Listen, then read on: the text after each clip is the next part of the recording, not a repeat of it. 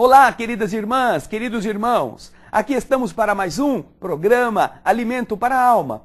O programa da doutrina espírita que procura levar a você informações, orientações, notícias, lançamentos no meio da doutrina espírita, neste mundo que está cada dia mais exigindo explicações para todas as coisas. Você assiste espiritismo em novelas, você escuta a doutrina espírita em rádio, você vê filmes espíritas ou com temáticas que abordam o espiritismo.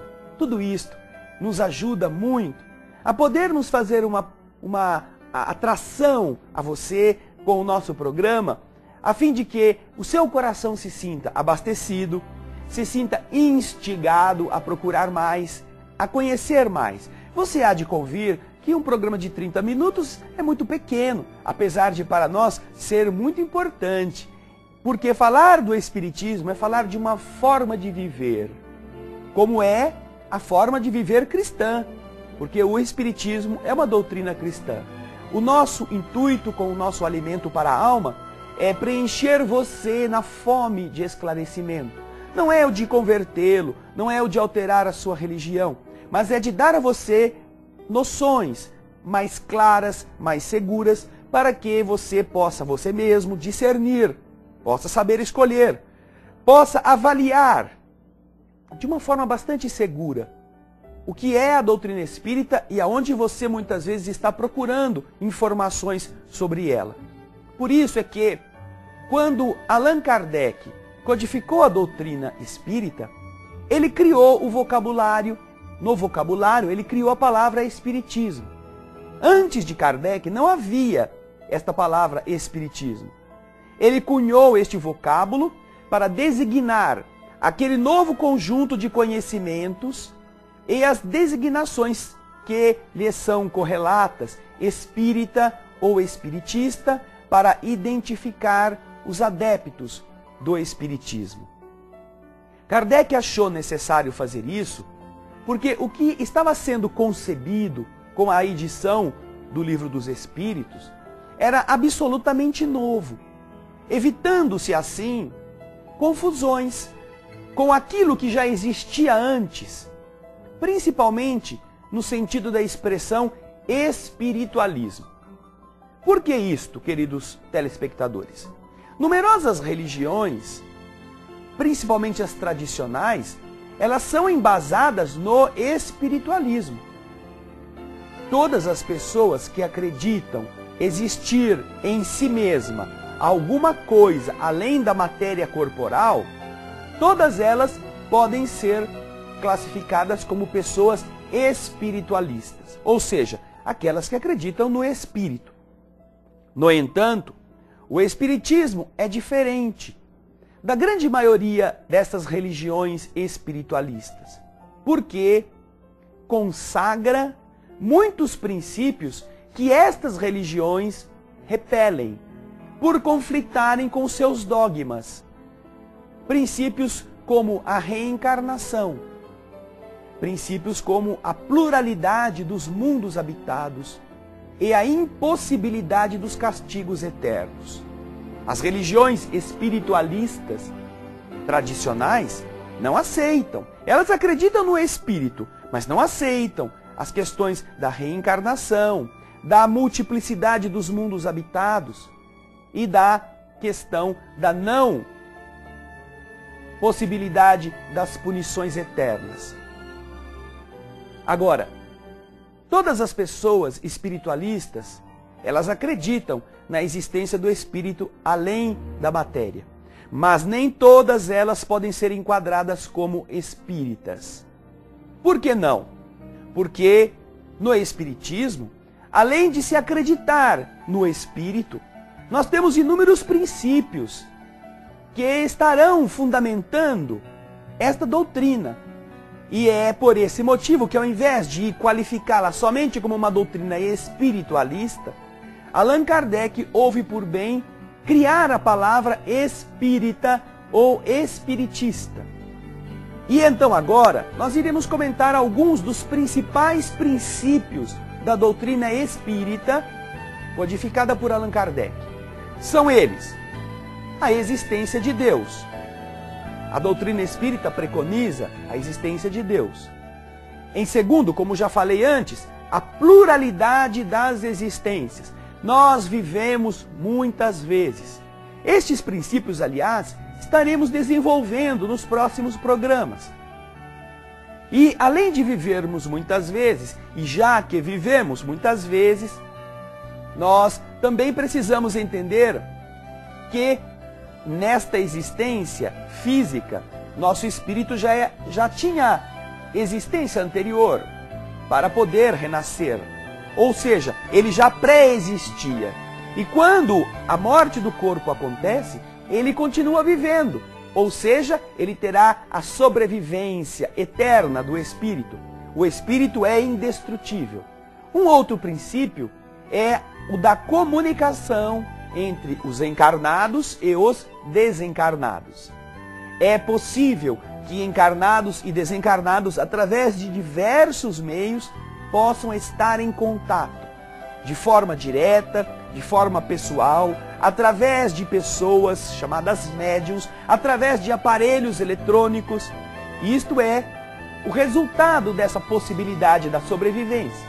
O outro princípio que nós queremos lembrar é o da responsabilidade pessoal e intransferível pelos atos praticados, como a consequência natural da liberdade de escolha.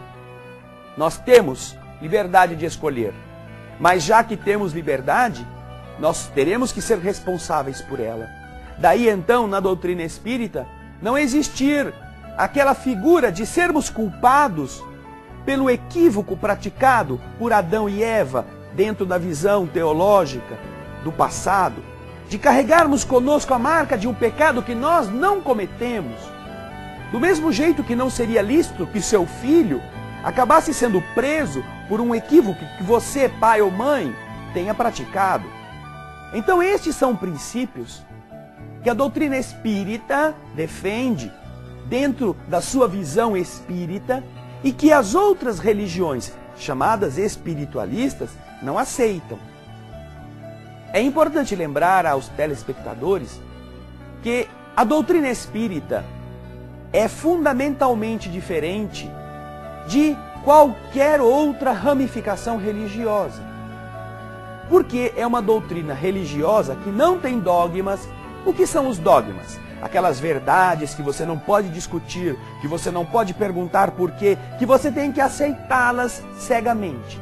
Ela não tem dogmas vistos desta maneira, propriamente ditos.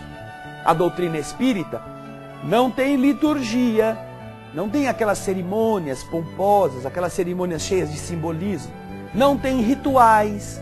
A doutrina espírita não tem símbolos especiais, nem tem sacerdócio organizado. Não há padres, pastores, não há monges, não há nada disso na doutrina espírita.